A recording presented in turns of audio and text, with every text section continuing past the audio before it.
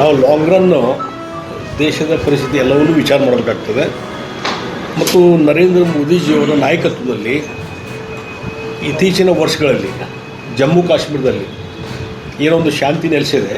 ಬಹುಶಃ ನಮ್ಮ ದೇಶದ ಇತಿಹಾಸದಲ್ಲಿ ಆ ರೀತಿಯಾದ ಒಂದು ನಿರ್ಮಾಣ ಎಂದೂ ಆಗಿರಲಿಲ್ಲ. ಶಾಂತಿಯ ನಿರ್ಮಾಣ ಅದಾಗಿತ್ತು.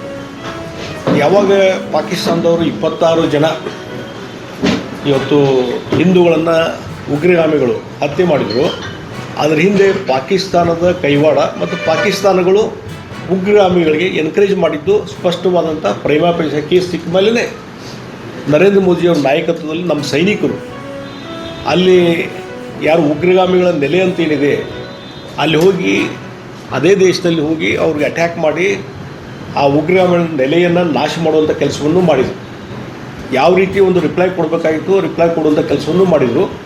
ಮತ್ತು ಪ್ರತಿ ಹಂತದಲ್ಲಿ ಸೈನಿಕರಿಗೆ ಪೂರ್ತಿ ಅಧಿಕಾರವನ್ನು ಕೊಟ್ಟು ಅವ್ರಿಗೆ ಎಲ್ಲ ರೀತಿ ಹಿಂದೆ ಯಾರೂ ಬಹುಶಃ ಈ ರೀತಿ ಕೊಟ್ಟಿರಲಿಕ್ಕಿಲ್ಲ.